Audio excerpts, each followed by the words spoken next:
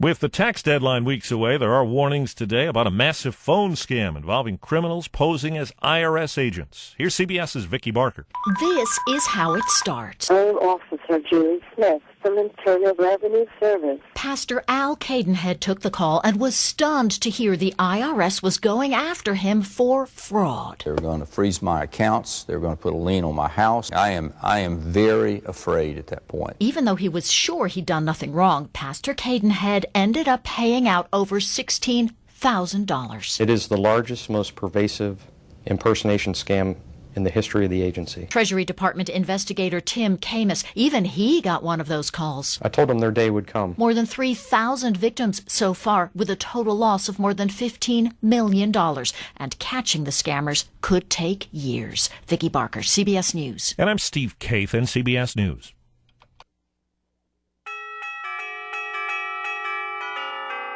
Hey neighbor, here at Ace, we know that sometimes the hardest part of painting is choosing the color that's right for you. So to help you find that perfect shade, sample pints in any color of Valspar and Clark and Kensington are just 99 cents this month only. That's right, just 99 cents, 99 pennies, 99 copper abes, 99, well, you get the idea. At participating stores through March 31st, prices may vary, limit 4. Ace is the place with the helpful hardware, folks. The best way to live with diabetes is to not live with it alone. That's why Walgreens pharmacists are here for you 24/7 with expert advice and savings on medications and supplies. Just bring in your prescriptions. We can even show you how to get rewarded for healthy behaviors, like logging your glucose. Because Walgreens knows that taking control of diabetes takes an extra hand. Walgreens, at the corner of happy and healthy. Get a free private consultation with an expert Walgreens pharmacist today.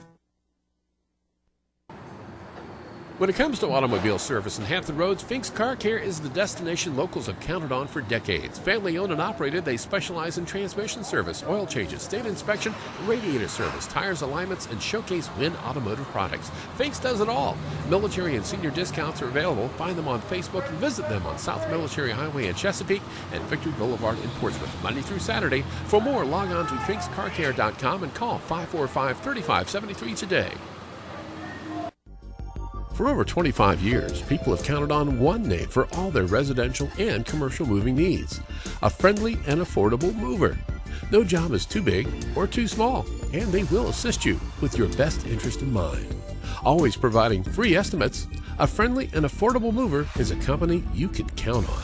Have peace of mind on your next move with a friendly and affordable mover. Call 689-0935 or log on to lovemymover.com. Mi Hogar is your restaurant for the finest Mexican cuisine in Hampton Roads. At Mi Hogar, everything is prepared fresh in a casual atmosphere. Enjoy traditional favorites such as quesadillas, tacos, burritos, and fajitas, as well as refreshing beverages. Mi Hogar has 2 locations, 4201 Granby Street in Norfolk and 801 North Battlefield Boulevard in Chesapeake. Call ahead at 640-7705. At Mi Hogar, there is something for everyone.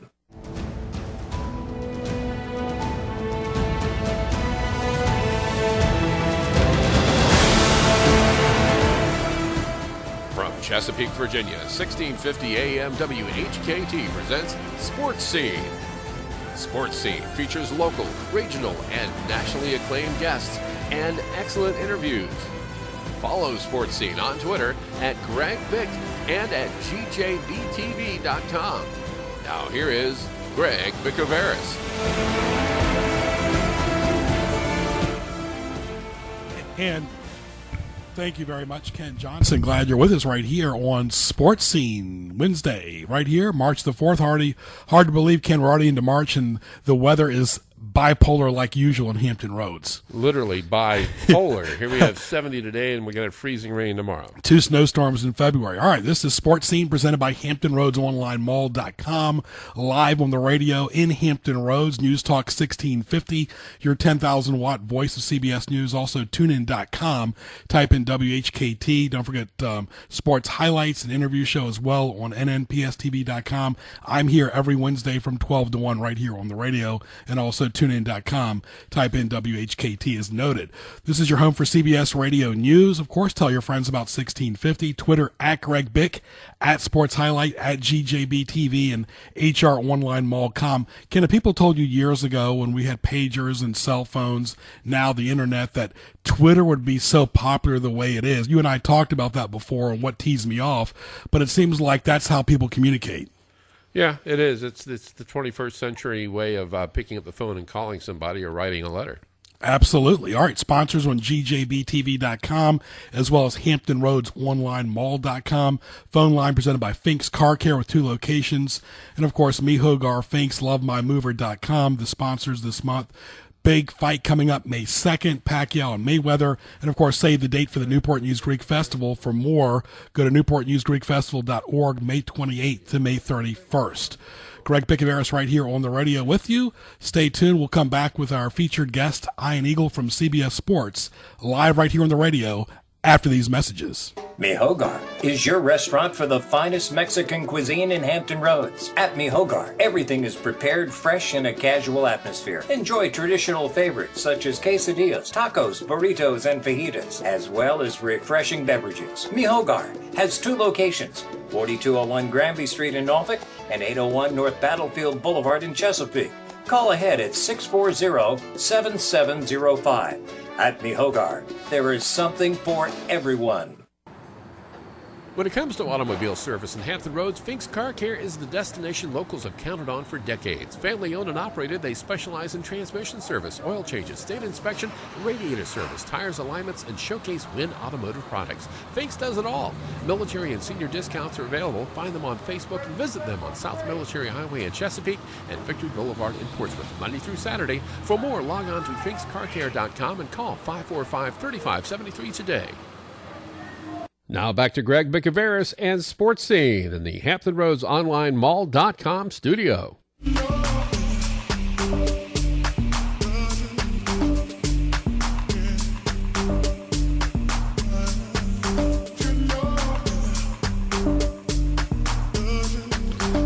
All right, live back right here on the radio here in Virginia Beach, your 10,000-watt voice of CBS News right here, News Talk 1650.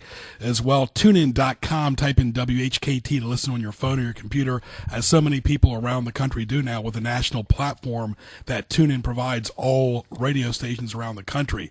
Well, we've had him on Sports Scene before when I worked at the Redskins radio, of course. I worked as a stage manager since 2003 in football, NFL, and college basketball as well. When I mean football, NFL, and college football as well. You hear him on Westwood One, CBS Sports. He's the voice of the Nets.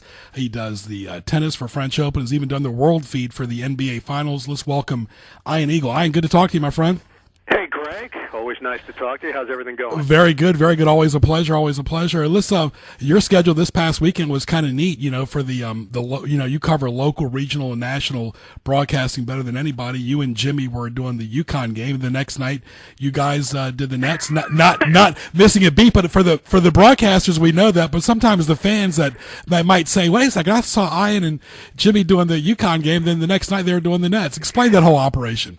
Yeah, the additional layer of information that I think you need is that in trying to get home from Hartford back to the New Jersey area, there were rough conditions. So Jim and I spent an extra 6 hours together in the car. Wow. And I was driving, and I decided to really just stick with the game plan, which was 70s music, the soundtrack of Spinarkle's youth. Mm-hmm. So that kept them occupied, and that allowed me to focus on the job of driving us through tough, snowy, winter-like conditions. What should have been a 2-hour drive took 6 hours. But yeah, we did UConn and SMU Sunday, keeping their hopes alive for the NCAA tournament, defending champions. It's happened 5 other times where teams won the title in the new format and not made the tournament the following year, and then backed it up with Monday night Nets and Warriors, which was one of the more entertaining NBA regular season games that I've been a part of this year. Talking to Ian Eagle right here from CBS Sports. Glad you're with us right here at One Sports Scene. And I've worked with you long enough, you know, for the last 12 years, and we both have New York broadcasting roots. And when I saw you Sunday, I could see some relief in your eye that you're not too far away from your family, because I know every time I work with you, Ian, whether it was in Carolina last year or somewhere, or even in Maryland, weather always seems to be an issue. Yeah, I'd like to think I've had actually really good travel karma the last 18 years at CBS, sure. 21 years with the Nets, but sometimes Mother Nature plays a bigger role than you can even bargain for. So I've had some rough ones so far this year. Super Bowl Sunday in particular, I had done the Michigan State-Michigan game with Bill Raftery. Raf decided he was going to stay and watch the Super Bowl in East Lansing. I decided I got to try to get home, sure. And it didn't turn out that way. My flight went out to take off twice, got de-iced twice, went to the runway, and just never left Detroit. So we got off the plane at about 11:15 when we were told the flight was canceled, and then I was figure out where I was going to be sleeping that night. It looked like I was going to sleep in the terminal. There was a moment there where I thought, all right, this is going to happen. I'm going to be sleeping on the floor, but I was able to find a hotel about 25 miles away. So this is the underbelly of the broadcast industry. Once the game ends, it is a challenge trying to get yourself home. Yeah, sometimes the before and after is more daunting. Before we get into the meat of the interview, and let's talk about that, because you're a family man, a really good family man, and when you do a football game like an NFL game, sometimes you don't leave on Monday, and that's difficult because it's so much idle time where you're used to doing NBA or college basketball. You roll in, you roll out, but people don't realize the commitment, especially during football when you're doing a TV game and having to do a radio game on Thursday night. Yeah, Greg, when I got the job in 1998 with CBS, I was coming from the Jets radio, where the home games, obviously, you focus in on the whole week, getting the information you need from your head coach and from the players. But ultimately, you got to be there at 10:30 the day of the home game, and when the game wraps up, you get in your car and you drive home. The road games, I would travel with the Jets on their charter, so you would usually leave around 3 o'clock on Saturday, and if I had another assignment, maybe I would meet the Jets in whatever city they were playing in, whether it was in Buffalo or the New England area. They wrapped up the season, I remember, in Detroit, trying to make the playoffs. That was when Neil O'Donnell got benched for a stretch. Ray Lucas came in, threw a pick. Leon Johnson threw a halfback option, intercepted. Barry Sanders went over 2,000 yards that day in 1997, and the Jets didn't make the playoffs. But I was traveling with the team. When I got the job with CBS in 1998, I quickly learned that the schedule is very different. You're expected to be in the town on Friday to meet with the home team, sit down with the head coach, 6 players, 5 or 6, then eat dinner as a group, a production group on Friday night. Saturday, gather once again, meet with the road team in their hotel, and then meet up for a production meeting on Saturday night before you head to the stadium on Sunday, do the game, and try to make a mad dash to the airport to get home. So, yeah, it definitely is a different kind of schedule, and I don't know if fans even need to know about it, to be honest with you, Greg. It is interesting fodder, but for the most part, fans just want the information. They want to make sure you're accurate, that you're entertaining, that you're informative, and ultimately your schedule doesn't really play into the equation much. Yeah, but I think it is kind of somewhat important because a lot of fans, a lot of your friends, and even my friends, think that people just turn a light switch on a Sunday or during the weekday, and all of a sudden it happens. They don't realize all the behind-the-scenes people, and you and Bruce always tell that to your campers as well. It takes a village to make it work. Oh, yeah. Television is so collaborative, and one role can affect so many other roles. So the role that sometimes you're playing as the stage manager, the timing of the show, the making sure that we're getting all the promotion in, and if there are liners that we take to break, that's where your role plays such a big role in what we're doing. If you're off by a little bit, that can throw off the timing of the show. If the stat person isn't on top of things and that's not happening quickly with the play-by-play man, that could throw off the timing. You have a spotter when you're working at the highest of levels. If you're not in tune with him and you're calling out the wrong tackler or the wrong receiver, then those are mistakes that are showing up on the air. And that's just what's happening in the booth. What's happening in the truck is a whole different world. Sure. Fans would be very surprised and amazed to sit back there and to watch the controlled chaos that takes place between producer, director, associate producer, tape machine operators, graphic operators, the technical director that's actually punching the buttons to call the cameras onto the air. All of that is such a highly collaborative process. That's why after you wrap up one of these television broadcasts, no matter what level, there's always this feeling of accomplishment. Sure. That you did something, that you were able to make something out of this 2.5, 3 hour, 3.5 hour block, and and do it in a way that could be digested by the viewer. And football's a totally different animal because there's so many people there. You got to get there so early. The game almost goes 3.5 to 4 hours. And I was telling some of the people we work with on TV, that when you do a basketball game, it's almost like being in a library. It's really nice. It's loud in there, sure, but it's 2 hours, 10 minutes long for college basketball, maybe 2.5 for an NBA, and it feels like, you're at a comfort level because you don't have to worry about the weather and so much. Yeah, and I think just from a play-by-play standpoint, Greg, the two are so different. Sure. And when you're doing a basketball game, you are in the middle of the action. You are an arm's length away from what's taking place on the court. And because of that, and oftentimes in college basketball where the ambiance is so strong and you can feel the energy of the crowd, that can carry you a great deal as a play-by-play man. In the NFL, it does require you to manufacture some of that energy and maintain that level because you are detached from the action. You're in a broadcast booth. Some places you're not amongst the fans. In Baltimore, where you and I often work together, you actually are amongst the fans. They turn around and sure. They can look you in the eye and ask you questions. And I know you find this because it happens so often. Baltimore, probably more so than any stadium in the NFL, this is just an aside, when there's a controversial call, the fans that are sitting right underneath the broadcast booth turn around. And I don't even know. I think some of them realize it's the TV booth. Others may be under the impression it's the replay center. And they turn around. You're right. They want to know what the call is going to be. And meanwhile, we're on the air and trying to focus on the pictures that are on television and make sure that we're serving our audience. But I'm also the kind of guy that does engage with people, and if I catch somebody's eye, I will do my best to try to give them the answer that they're looking for. A couple of years ago, I was working a Monday night game with Bicouvaris, and the radio booth in Baltimore is a little farther down the field, probably parallel to the 30-yard line, 25-yard line, as opposed to the TV booth, which is at the 50. So it's late in the game. There was a guy sitting right in front of us, and the guy had had a number of adult beverages over the course of the evening. And he was having a good time, and he was just blurting out random stuff throughout the game. But for the most part, Boomer and I were focused on the action. And during a timeout in the fourth quarter, the guy turned around and looked at me and said, "Hey, dude, do you mind if you just charge my phone?" Oh, my goodness. And I said, "Yeah, no problem. Give me your phone. Let's try." And Boomer turned to me and says, "Really? You're going to charge this guy's phone?" I said, Yeah, because I don't want it on my conscience when this guy's phone dies trying to get home.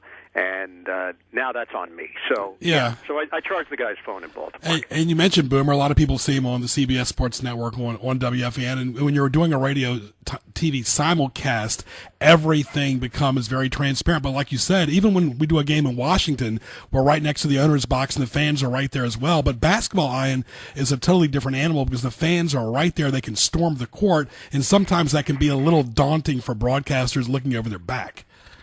Yeah, that's been an issue in college basketball. Absolutely. Certainly in recent years, and we've seen it in recent weeks as well. The fact of the matter is it is dangerous, very dangerous, because there is very little protection. I'm not just talking about for the broadcasters. I'm talking about for coaches and players and participants.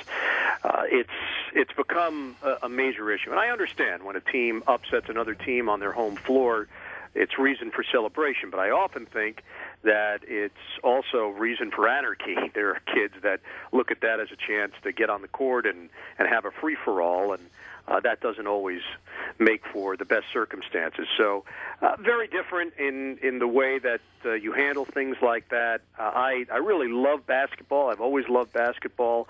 I obviously love football as well, and I've called the NFL for a very long time, but there's something about a last-second shot in a basketball game with a game on the line and the fans on the edge of their seat, and as a broadcaster, you're right in the middle of the action. To me, that's a big reason why I got into the business, to feel those kinds of emotions in those moments, knowing that there is so much at stake for the people participating. We're talking to Ian Eagle from CBS Sports. Greg Bicouvaris, glad you're with us live right here on News Talk 1650, anywhere on TuneIn.com. Type in WHKT. And I heard you on with Joe Benigno a few weeks ago on WFAN when he was filling in for Francesa. And, of course, both of y'all brought up a very good point about the Nets, that when you had Pierce and Garnett, you had that edge. And you brought that up to Joe a few weeks ago. It was a great point. And, and right now the Nets right now are in 8th place, but you look at the NBA this year, and it seems like that battle with Indiana, Charlotte, and Boston and Detroit is really going to be interesting the next few weeks. Yeah, and it's funny, Greg, because obviously we look at records, and that's what we do. It's part of the deal. That's how you judge where you stand. That's a big part of sports. The records are not good. Yet, I think the battle for the 7th and 8th spot will take a very intriguing turn over the last stretch of the season, because these teams are bunched together, and while you may say to yourself, well, who cares? They're under 500. Let's say Atlanta wins the Eastern Conference, which it appears that's the way it's going to go. Cleveland very well could finish with the second-best record in the East. When you finish in that 7th spot, you want no part of Cleveland. It's LeBron James. You know that he's going to will that team to a first-round victory. Atlanta, the kind of season that they've had, still gives you hope as a number 8 seed that this group together has never been through it, never gone on a playoff run. So there's still a feeling that, hey, you've got a puncher's chance in the 8th spot to maybe knock off the number 1 seed. We're jumping the gun here. There are a lot of teams that are going to be fighting it out with Miami, the Nets, Charlotte, Indiana, Detroit, Boston, all in the mix. They all have a legitimate chance, and I think all of those teams believe if they get to the postseason, depending upon the position, that they may even have an opportunity to make some noise once they get there. So it's not your normal sub-500 conversation. I think these teams have played better basketball, and some of the better teams in the East have fallen back. Washington, Toronto, we know Chicago now with the injuries, Milwaukee with all the changes that they've made. So it's really been a very fluid situation in the Eastern Conference, the way things are sorting out. Yeah, and you mentioned Boston. A lot of the national audience knows Brad Stevens as, the golden boy of college basketball when he was with Butler. How's the transition been? They're right there at basically at 23 and 34. They're struggling, and obviously their roster has totally changed with Garnett going several years ago, and of course Rondo having his issues and moving on. But how is he perceived in the Boston and New York area now as the Celtics coach? Fantastic. He is really impressive, and I think everybody that's been associated with him or anyone that follows him and covers him knows this guy is going to be around this business for a very long time. This roster has turned over twice since he's been the head coach. And with that said, I think Danny Ainge has made the moves with an eye towards the future, and the present is just gravy. If this team ever made the playoffs this year, that would be considered a bonus for the young players to get some experience. The fact that they now have a lead guard in Isaiah Thomas that they believe can be a part of the solution moving forward. And the other part, and look, I don't know this as a fact, Greg, by any stretch, but I would tell you from an outsider's perspective, I think Brad Stevens will be a college coach once again, one day, but we're talking about one of the plum jobs of college hoops. He's not going to go back to just take any kind of job. Sure. I could see him at Duke. I could too, yeah. That to me would be a fit, considering what he did at Butler, considering the experience that he's now had at the NBA, considering the way that he is perceived within the industry. That, to me, and that's not to take away from anyone else that thinks that they may have a chance at the Duke job. They've got assistant coaches there that have done their time. They have former assistant coaches that are now head coaches elsewhere.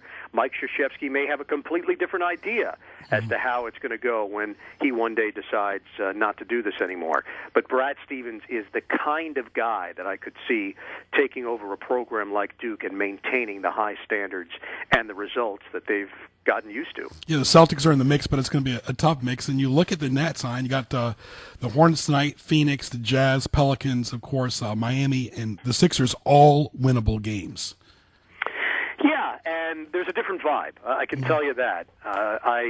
I sensed after the All-Star break a few things. One, this trade for Thaddeus Young. They got younger. Kevin Garnett, who was a leader in the locker room but just couldn't deliver like he used to on the court. Young has provided them with a lift, versatility, playing that 4 spot, that 3 spot, defending multiple positions. Also just has an ease in which he plays and scores. He's been a real boost for this team. Darren Williams physically looks better, looks fresher, more aggressive, has resembled the All-Star that the Nets acquired a few years ago when they made the deal with Utah. Prior to the break, he was lumbering. He was struggling physically. He looks motivated once again. Brook Lopez is coming off the bench. His name had been mentioned in so many trade rumors. This guy's been traded in terms of the press and various stories 5 times in his career. It's something he's had to deal with so many different times, and I think now that he's been able to exhale a bit and just say, okay, this is the team that I'm with. He's got a player option at the end of this year, so if he wants to pick up and go somewhere else, he'll have that option, but he knows at least for the next 24 games and possibly in the playoffs, he's going to be in a Nets uniform where he's comfortable. So a lot of these things have started to click for a team that had a tough time discovering chemistry, and if you think back to last year, Greg, after January 1st, 2014, the Nets went on one of the great runs in the NBA last season. They were one of the best teams in the NBA second half of last year. They carried it into the playoffs and beat Toronto in the first-round series. You're starting to sense that this team is getting it, and with Lionel Hollins and his coaching staff, they've been very demanding. They have been very critical, but I also sense a breakthrough in that relationship and that dynamic more so than I felt in the first half of the season. A few more minutes with Ian Eagle, great point, Ian. You look at the former Nets coach Kidd doing a great job in Milwaukee. They're playing so much better. But let's talk about the Knicks for a second. They're also in the tri-state area, 12 wins. I don't think Coach Jackson or Fisher expected this disaster. What a dreadful thing pretty much since the fall. Of course, it's a work in progress. Nobody expected them to win 50 games, but nobody expected them to win only 12 either so far. No, I would tell you, though, in the NBA, the worst place to be is in that no man's land of mediocrity. So while it's difficult to stomach if you're a fan, certainly if you're affiliated with the team, while you're going through it, after the fact, if you get through it, there can be some rewards for the Knicks. If they get one of the top 3 picks, you're going to see an impact player, whether it is Okafor, whether it's Towns, whether it's Russell. Any of those 3 players can help the Knicks immediately next year. They are creating some salary cap space and trying to become relevant again based on the presence of Phil Jackson, based on the New York market, and the fact that if you do come to New York and you're successful and you compare with Carmelo Anthony, your reputation will benefit. You'll be the guy that helped save the Knicks, and that will stick with you for the rest of your life. So that's what they're banking on right now. It's not easy. It's not simple. Sacramento Kings have had many number 1 top draft picks, and they haven't been able to translate them into wins consistently. Not saying that they've had the number 1 overall pick, but top 5 picks through time. You got to hit them. You can't hit singles in these situations. You got to hit triples and homers when you have a top 5 pick. This has to be a player that's part of the core, and the Knicks should be in a position to get one of the best players in the draft. I like all 3 players, Okafor, Towns, and Russell. I think all 3 will be outstanding pros, and now it's just a matter of seeing where the Knicks end up in the draft and who's the best fit for Phil Jackson and company. And it's not just them. Denver let go of their coach. Sacramento's got Carl. And you look at the NBA this year, and you know this 82-game season plus the playoffs. Kobe's body's deteriorating. He's out. Even LeBron took a 2-week sabbatical. He's no spring chicken either. That you really are trying to position yourself for the playoffs. And people talk about March Madness, but there's nothing like the NBA playoffs either. Yeah, NBA playoffs the last couple of years have really been exciting series and memorable. And I think the NBA has tapped into something. There is a little more equality than there's been in previous years, and as good as San Antonio has been for all this time, they're a team that everyone always felt, well, we could match up against them, though. We could give them a run for their money. So while Miami had been dominant at times with LeBron and Wade and Bosh, there was still a formula there, and the Spurs figured it out last year.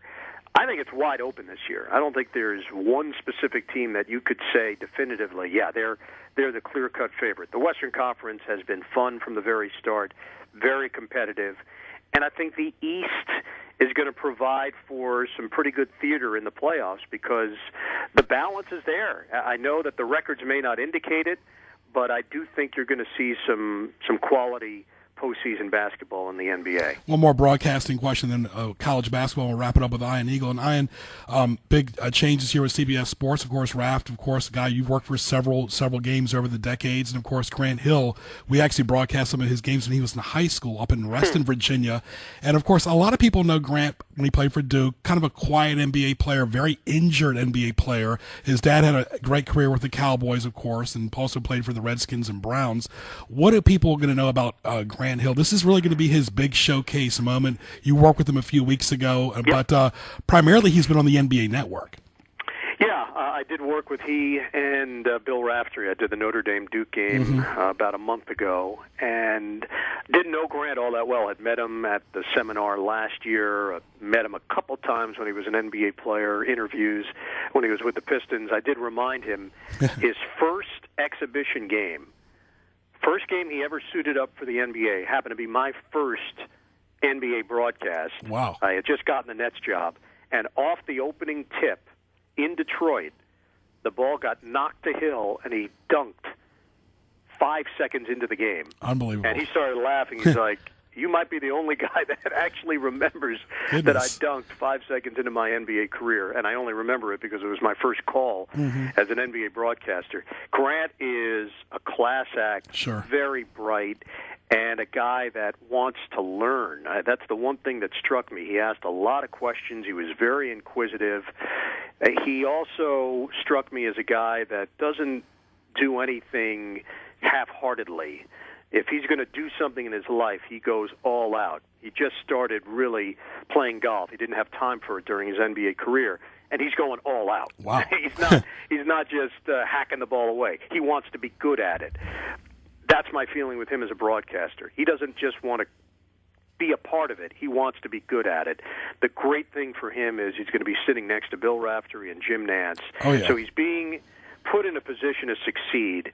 I think he has a lot to offer. Just think about how great a player he was back in his high school days in Virginia, college days at Duke, one of the best all time, and then NBA. Yes, he dealt with a lot of injuries. He was still an impact guy for many years and played a long time in the league. I think people forget because they think of the injury trouble, and they don't remember that he somehow played 19 years in the NBA. I think he brings insight that we just don't have. That from a great player's perspective that played it at the highest level and won 2 national championships. You just don't get that very often with a headset on. So with him and Raf, I think there will be a nice combination of what Bill brings, which is so much energy, levity, and passion, likability, affability, and what Grant now brings, which is experience, having been there, having done it, and the insight of going through a run to a national championship, what it really takes, and the lessons that he learned from Mike Krzyzewski. Yeah, and they always say NBA is all about the star players and college is about the coaching, but he's really a unique talent that transcends both. The big stories this year, of course, is Duke, Virginia, Kentucky, of course, the passing of Dean Smith and Coach Tark as well. But I want to leave you on one note. Syracuse season's going to end this Saturday, and for a lot of 'Cuse fans, that's really going to be a difficult pill to swallow. They probably would have been borderline, and probably not have made it NIT for sure, but that's still going to be tough just to see the way Syracuse is ending the season.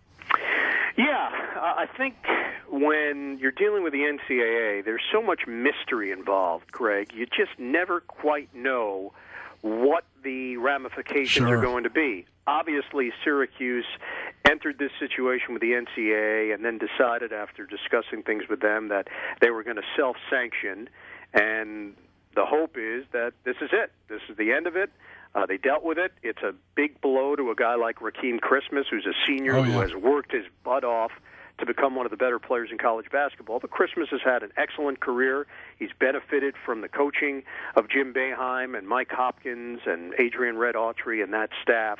He's had terrific teammates that have surrounded him through the years, and I think he's turned himself into a potential NBA player. The NCAA tournament was not going to change that for him one way or the other. The scouts got a great look at him, and I'm only mentioning Christmas because he's the only scholarship senior on the squad. He's the one that's most affected. They have a tremendous recruiting class coming in next year, although I'll say this, Greg. Have you ever heard anyone say, ever, terrible recruiting class coming out. Oh, God, no.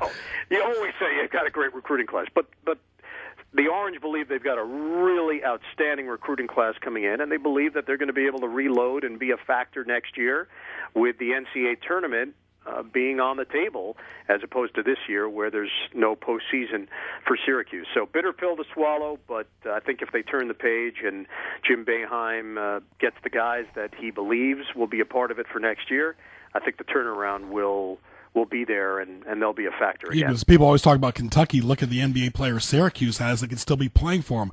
As we always leave in a traditional note, your next NBA game, your next college game, I'm passing 2 cards to you.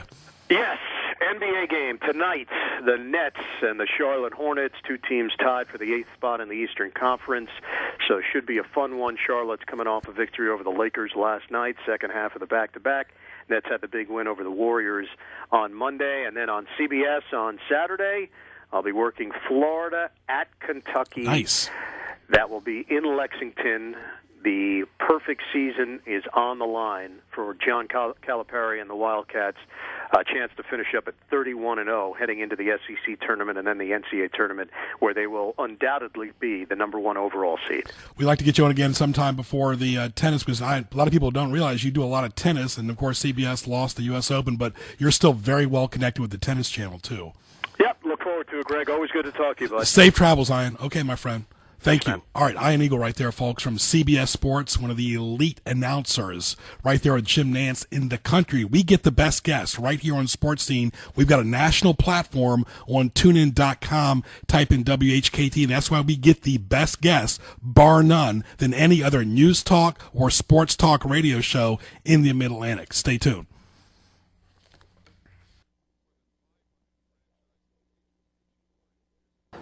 When it comes to automobile service in Hampton Roads, Fink's Car Care is the destination locals have counted on for decades. Family owned and operated, they specialize in transmission service, oil changes, state inspection, radiator service, tires, alignments, and showcase Win automotive products. Fink's does it all. Military and senior discounts are available. Find them on Facebook and visit them on South Military Highway in Chesapeake and Victory Boulevard in Portsmouth, Monday through Saturday. For more, log on to finkscarcare.com and call 545-3573 today. Mi Hogar is your restaurant for the finest Mexican cuisine in Hampton Roads. At Mi Hogar, everything is prepared fresh in a casual atmosphere. Enjoy traditional favorites such as quesadillas, tacos, burritos, and fajitas, as well as refreshing beverages. Mi Hogar has 2 locations, 4201 Granby Street in Norfolk and 801 North Battlefield Boulevard in Chesapeake. Call ahead at 640-7705. At Mi Hogar, there is something for everyone. For over 25 years, people have counted on one name for all their residential and commercial moving needs: a friendly and affordable mover. No job is too big or too small, and they will assist you with your best interest in mind. Always providing free estimates, a friendly and affordable mover is a company you can count on. Have peace of mind on your next move with a friendly and affordable mover. Call 689-0935 or log on to lovemymover.com. Now back to Greg Bicouvaris and Sports Scene in the Hampton Roads Online Mall.com studio.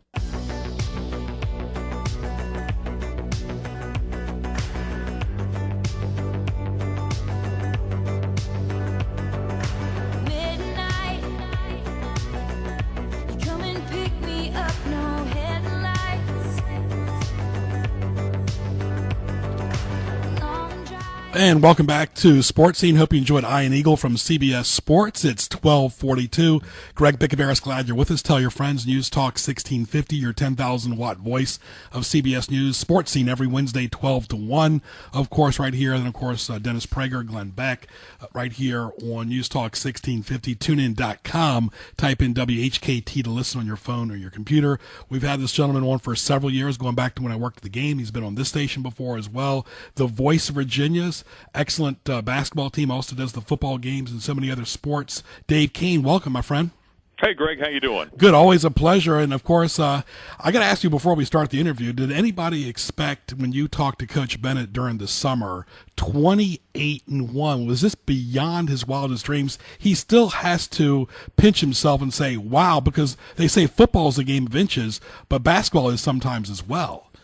Yeah, I don't think anyone would have ever guessed. I mean, look, this is the best season Virginia's had. We're beyond the point of saying since the Ralph Sampson days. 28-1 has never happened. So I don't think anyone could have ever expected this to happen. But I think going into the season when we talked to Tony, one of the things that he said to us in our preseason meeting was that, look, one of the smartest things I think this team did was they didn't have a true set of expectations, at least in relation to a season ago. I think the focus of the theme, if you will, going into the season was, look, this is a different team. And could you exceed what that team a year ago did? Absolutely. Could you do a little bit less than what they did? Absolutely. But you're going to define your own legacy and your own future, and it'll have nothing to do with the season ago. Now, I'm not ready to say it has nothing to do with the season ago, because I think that those experiences that team accrued and the guys that came back from a season ago, that's the difference between this year and last year. If you were to compare the two teams, to me, I think those intangibles are rather significant. The fact that this team was able to break that door down at not only the ACC tournament a season ago, but of course even at the NCAA tournament, get that 1 seed, fend off a very feisty 16 seed in the first round of the tournament. But those are the types of experiences that you bring into this season that really make this team even more battle-tested and more seasoned. And at the end of the day, that's the biggest advantage Virginia seems to have against everybody they play. They have that calm, cool, collected attitude every time they step onto the floor because they've been there and they've done it before. Yeah, of course, and you could see it during the NCAA tournament as we're talking to Dave Koehn, the voice of Virginia. Greg Bicouvaris, glad you're with us. That it was like unfinished business, Dave. It was almost they lost the game in the tournament, but it was unfinished business, and it's carried over to this year. Yeah, and that's a big part of what, again, this team's tough. They're I don't think I've been around a team that's as tough as this team is, mentally or physically. It's remarkable. You watch them out there, and it's funny. I was even watching the game last night with Kentucky, and there's some of that for that Wildcat team as well. I mean, there's something to be said for a team that just expects to win, demands to win every time they step out onto the floor, regardless of whether they're beating a team by a significant margin, as Virginia's been known to do this season. They did it against Wake Forest. Shoot, they've doubled up on 3 different teams this season, which you just don't see. And then there's also the close games that you saw Kentucky was involved in last night against Georgia. They were on the road trailing, but you just get the sense when you watch both Kentucky and Virginia that they're not going to lose regardless of what the situation is. They just find ways. Yeah, they're both very similar. They close out the deal very well. And speaking of Kentucky, you're going to Louisville for the last game of the regular season on the road. Never an easy place with Coach Pitino, even though he's lost a player or so. Then the ACC tournament next week in Greensboro. Yeah, and I think it's an interesting situation for Virginia because in some ways you go down to Louisville playing with house money. I think a lot more than maybe folks, to your point earlier when you asked the expectations going into the season, when they looked at this matchup, the last game of the regular season, I don't think too many people would have said, oh, that game's probably going to be meaningless, at least in the standings. But that's going to be the case. I think Virginia could lose their next 2 games and still be a number 1 seed going into the NCAA tournament. Now, do I think they want to do that? Absolutely not. You talked to Tony Bennett. We talked with him on Tuesday night for our coaches show and said, is there any element of tapping the brakes at all going into this, or are you putting your foot fully on the accelerator? He said, we are fully on the accelerator because that's not how we're wired. We are a team that needs to continue with that rhythm. We need to have that confidence going into the postseason because they won't play again until Thursday. So you've got a pretty significant layoff, and you don't want us back into the tournament as you hear so many times. So I think if Justin Anderson's able to go, I think he will go, and I think they'll use him and try to get that chemistry back. That's the biggest component on that front, the Justin Anderson front. If he's able to go, which if I had to guess, I would bet he will be. Now, of course, you just don't know how injuries are going to respond once you put him into practice situations. He's been shooting in practice, but he hasn't been catching the ball, so now that'll start that process after a doctor's appointment yesterday, so we'll see how he responds to that. But that's the component that Virginia really needs to be careful with as you try to reintegrate him into this team. Is you better have that continuity, that chemistry that has carried this team so well throughout the entirety of the season. And I don't think that'll be a problem, but I do think you want to have as many games to work on that as possible. And, of course, there's so many Virginia alumni down here in the Virginia Beach area. They love all this. It's just really spectacular. And, really, you can't compare this to even Jeff Jones, who played with Sampson. He's down here coaching Old Dominion. His teams cannot match this record. This is this is unprecedented. And Coach Bennett really is a real gentleman. He could be a movie star. You know that, Dave. I mean, he's got that type of a persona about him as well. He's really got it clicking on all cylinders. But of course, there's going to be critics that are going to say, all right, show me what you're going to do during March Madness. And that's a totally different animal for all the teams, even Kentucky. Everybody's vulnerable. Yeah, that tournament is unforgiving. And, you know, that other point you just made about comparing the teams, Jeff Jones down there. Ted Jeffries, my broadcast partner, played at Virginia in the late 80s, early 90s. And it was funny on the bus coming back from going back to the airport. It was on the plane flying back from Syracuse the other night. A couple of the guys were yelling up at Ted, "Hey, Ted, you boys never did back-to-back." And he said, "No, you didn't. You got me there." And, you know, it's kind of funny when you compare the different generations of Wahoos through the years. But that tournament, going back to that point, what you were just saying, that you know, no matter how good you are, I'm a Kansas graduate. Kansas was 35-1 one year when I was at the University of Kansas, and they lost to Miles Simon in Arizona, a crazy game. You don't know what's going to happen in that tournament. There are matchups that are just completely unpredictable, and it's one and done. I mean, that's just the nature of the game. So I think all you can ask for if you're a fan of a team, and we've seen it with baseball through recent years, but give your team a chance. If you've got a chance to win the whole thing going in the postseason on a semi-regular basis, you are at the top of your particular sport. And I think that's true for so many sports, but in particular college basketball, just by the nature of the postseason. So I think Virginia's put themselves in a position where they can win it all, and we haven't been able to say that for a long time. Yeah, and I think the advantage Coach Bennett and UVA have is a lot of these games have been like NCAA tournament games. I mean, even games at North Carolina State or Louisville before that you won that game, or, you know, or even the loss to Duke, the one loss this year, or the win against Virginia Tech. There's been games that have been like, you know, one and done mentality, that they find that way to win. They find a way to seal the deal at the end and play 40 minutes of basketball without looking ahead. And that's a credit to the staff. Yeah, and I don't think that they're, you know, I try to not get overly optimistic, but sometimes you look at what this backdrop has been for this team going into the tournament, you have to feel pretty good about it. In addition to the toughness that I was talking about earlier, which I think is such a huge component, and obviously the defense that seems to be out there regardless of how the offense is playing, that's the consistency you want going into the tournament, where if your shots aren't falling, well, your defense is going to be there. But the other part of this is, what you were just talking about with the schedule. I think in the ACC, you are prepared in such a terrific manner for postseason play because you see so many different styles of basketball. I wouldn't want to be Gonzaga going into this NCAA tournament, having played just the schedule that they have. I just don't think that seasons you for what you're going to get in the tournament. I think the ACC does an exceptional job of that because there are so many different styles, so many zones Virginia has seen. Look, they played Syracuse that first 13 minutes. You didn't have to be a rocket scientist to see that zone was giving Virginia all kinds of fits, but now you've seen it, and you've seen different types of teams. And the other part, I think for Virginia, 3 times in the last 5 weeks, the Cavaliers have played Saturday and Monday games as part of the big Monday thing. That's that rhythm of the postseason and the tournament, too. And I think the fact that they've been able to excel in that format also lends itself well for the tournament. There's a lot of things going right for this team. Now, does it guarantee anything in the tournament? As I said before, absolutely not. But does it give you as good a chance as anybody? I think it absolutely does. Yeah, and of course, it's always like that, too. And VCU is another good state team in Virginia. They're struggling this year. Virginia totally dominated them a few months ago by 74-57. That you're going to play teams like a VCU in the NCAA tournament. They're going to be going for blood. You know, Kentucky's used to it all the time. They got a big game against Florida coming up. You know, there's always those games that are, you know, those make memorable moments, and Virginia's had a lot of those against North Carolina and Duke and even Virginia Tech and so forth. Well, people don't realize it's just not the basketball team, but the lacrosse team does well, the baseball team does well. Virginia's really in a good spot right now. And of course, and I know Coach London is hoping that the football team does turn around this year as well, switching gears because I know we're pushed for time here. Yeah, clearly that's the. I mean, I guess you could make it the trademark of Virginia through the years of late. A lot of different teams that are getting it done. Yeah, absolutely. What are your thoughts about? You know, it's not too far from spring practice actually either.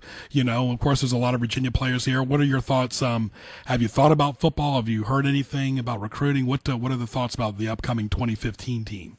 Well, I think that team's going to be clearly very different from the one we just saw, just by virtue of the fact that you have a couple key defections to the NFL. I think losing Eli Harrell and Alice is going to be a tough hit to overcome, but can they do it? For sure. I mean, because I think on the other side of the ball, Virginia is going to be vastly improved. I expect that offensive line to be much more cohesive and much more experienced. You'll get a couple guys back from injuries, and then you've got a second-year starter at quarterback, and I think that's a pretty invaluable component as well. And Grayson Lambert or Matt Johns, both of those guys have played. I think that makes a big difference for this team on that end of the football. But defensively, yeah, you've got some question marks. I think you don't just lose an Anthony Harris to graduation, Henry Coley to graduation, and a Daquan Romero and all these guys, and then you add a couple of early exits from two rushers on the outside, you've got some holes to fill. But they've got one guy in that secondary that I think you just can't say enough about, Quinn Blanding, and what he has meant to this team and what will mean moving forward. That secondary could be pretty good, but you've got some other holes to fill for sure. Yeah, of course, folks, Dave is the voice of Virginia football and basketball. And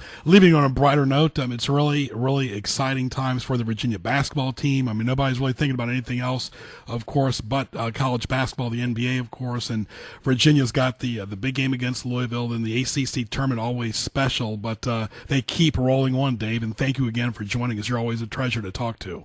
Oh, I appreciate you having me on. Thanks, Greg. Take care. My pleasure. Have a good day. All right, Dave Koehn, the voice of Virginia, Ken Johnson, and, of course, this is Sports Scene. Don't forget @Greg Bick on Twitter at 12:54. We're going to take a short break, come back with highlights after these messages. Mi Hogar is your restaurant for the finest Mexican cuisine in Hampton Roads. At Mi Hogar, everything is prepared fresh in a casual atmosphere. Enjoy traditional favorites such as quesadillas, tacos, burritos, and fajitas, as well as refreshing beverages. Mi Hogar has two locations, 4201 Granby Street in Norfolk and 801 North Battlefield Boulevard in Chesapeake. Call ahead at 640-7705. At Mi Hogar, there is something for everyone. For over 25 years, people have counted on one name for all their residential and commercial moving needs. A friendly and affordable mover. No job is too big or too small, and they will assist you with your best interest in mind. Always providing free estimates, a friendly and affordable mover is a company you can count on. Have peace of mind on your next move with a friendly and affordable mover. Call 689-0935 or log on to lovemymover.com. Now back to Greg Bicouvaris and Sports Scene in the Hampton Roads Online Mall.com studio.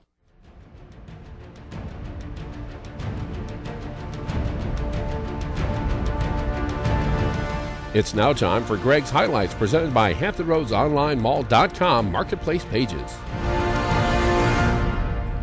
All right, thank you very much, Ken Johnson, live on the radio, News Talk 1650, tunein.com, type in WHKT, GJBTV.com, click the YouTube link for archive shows, shop in the marketplace sponsors on Hampton Roads Online Mall.com, save the date each Wednesday for Sports Scene from 12 to 1. What Tees Me Off is coming right up. Don't forget, great guest every week.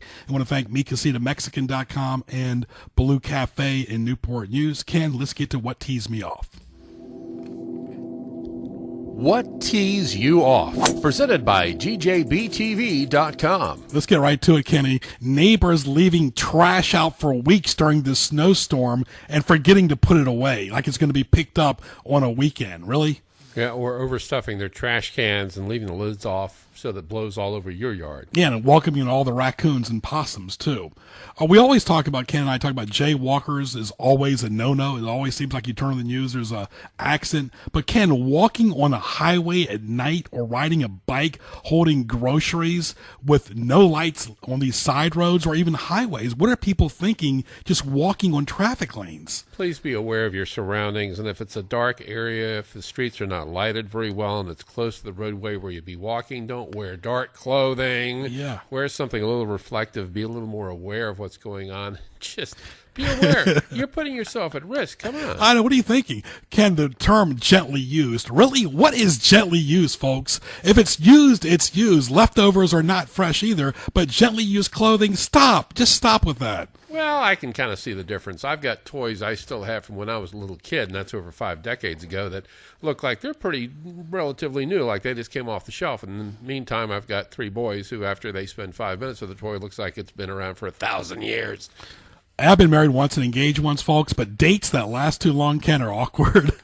I hear that all the time from everybody. Dates will last too long. Like awkward. A single date going out somewhere? Oh, yes. I spent an hour with somebody for 5 minutes. Exactly. There you go.